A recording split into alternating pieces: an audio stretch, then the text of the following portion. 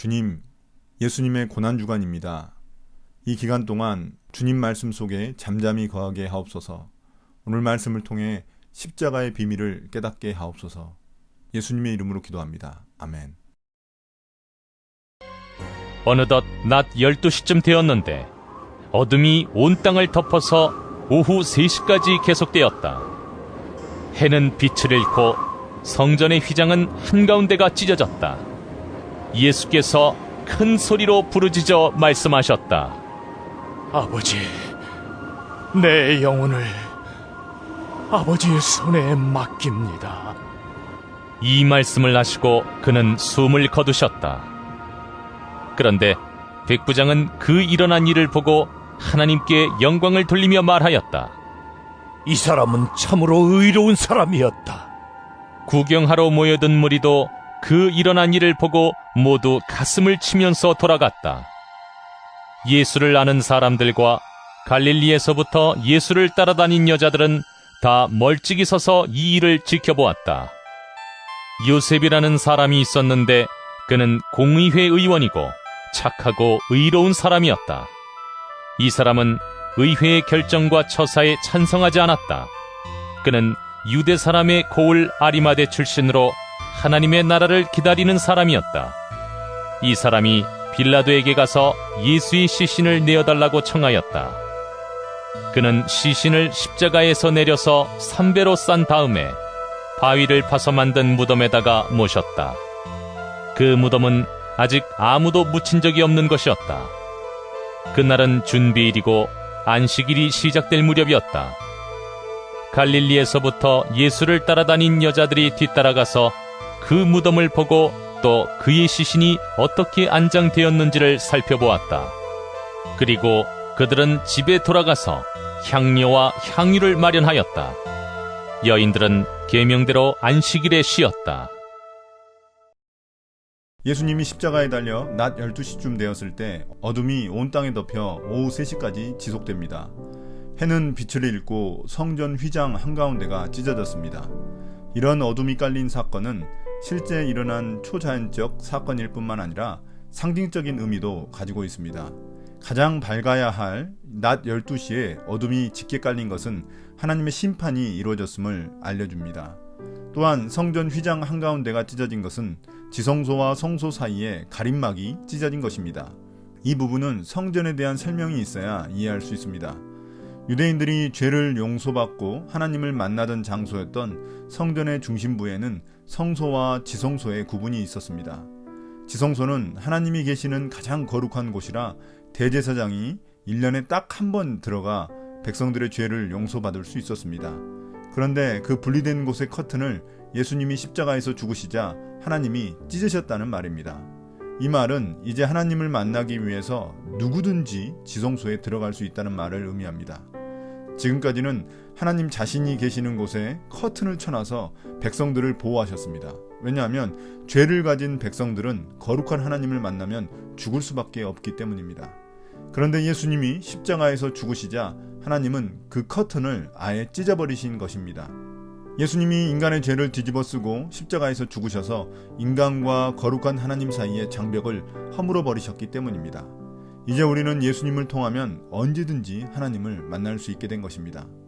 이제 예수님은 자신의 영혼을 아버지 손에 맡기신다고 외치시고 숨을 거두셨습니다. 마지막 예수님의 기도는 부끄러움도 아닌 두려움도 아닌 평안함 속에 아버지 품으로 돌아가셨습니다. 우리의 마지막 모습이 예수님과 같이 평안함 속에 아버지의 품으로 돌아가는 것이면 좋겠습니다. 그리고 이 모든 과정을 지켜본 로마 군인 백부장이 있었습니다. 그는 100명의 군인들을 거느린 지휘관으로서 예수님의 십자가 처형을 책임지는 사람이었을 것입니다. 그런데 그 사람이 모든 과정을 보며 하나님께 영광을 돌리고 예수님이 참으로 의로운 사람이었다고 고백한 것입니다. 그는 하나님을 믿지 않던 이방인임에도 불구하고 예수님의 용서와 기도, 초자연적 현상들을 모두 보고 난 후 깨달은 것입니다. 그는 예수님이 십자가에서 죽을 만한 죄가 없으신 의로운 분임을 깨닫고 하나님께 영광을 돌렸습니다. 이 말은 죄가 없으신 분을 죽인 종교 지도자들과 백성들, 그리고 자신들이 죄인이 되었다는 말이기도 합니다. 또한 예수님을 십자가에 죽이라고 외쳤던 구경꾼들도 모든 것을 지켜본 후 가슴을 치면서 돌아갔습니다. 그리고 도망쳤던 제자들을 포함해 예수님을 아는 사람들, 예수님을 따라다닌 여인들도 모두 가슴 아프게 이 일을 멀리서 지켜봤습니다. 그러나 아무도 가까이 가서 예수님의 시신을 옮길 생각조차 못했습니다. 그런데 이때 유대인 최고 회의기관인 산헤드린 공의회 의원 중 한 사람이었던 아리마대 출신 요셉이라는 자가 등장합니다.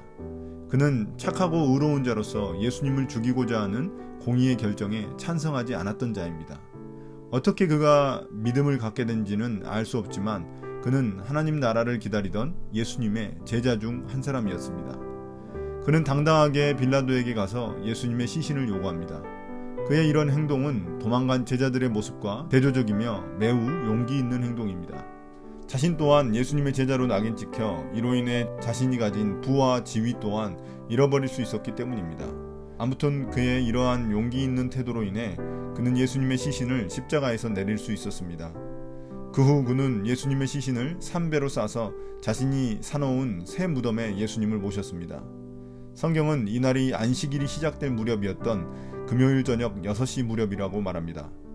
또한 요셉뿐만 아니라 예수님을 따라다니던 여인들도 그 무덤을 보고 예수님의 시신이 어떻게 안장되는지 살펴보았습니다.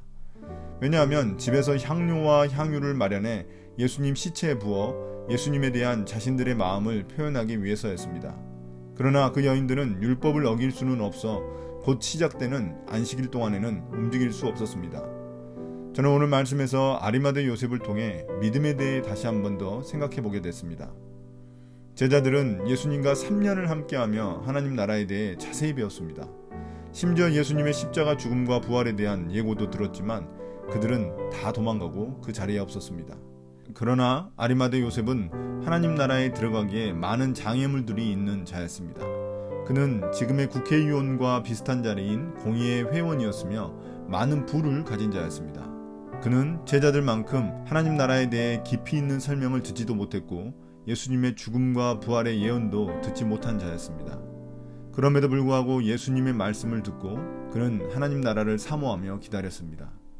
그에게는 자신이 가진 지위와 부가 하나님 나라를 소유하는데 전혀 장애물이 되지 않았습니다. 그의 믿음은 작은 지식에서 나온 것이지만 확실한 것이었고 행동하는 것이었습니다. 이런 요셉의 믿음과 행동은 내 믿음은 어떠한 믿음인지 다시금 생각해 보게 만듭니다. 진짜 믿음이란 자신의 행동으로 보여줘야 한다는 것을 깨닫게 됩니다. 오늘 묵상을 마치겠습니다. 감사합니다. 주님, 예수님의 십자가를 보며 우리가 예수님 목숨값으로 살아간다는 사실을 다시금 깨닫게 됩니다. 그만큼 귀한 생명 주셨는데 우리의 믿음으로 예수님을 잘 따라가게 하옵소서. 예수님의 이름으로 기도드립니다. 아멘.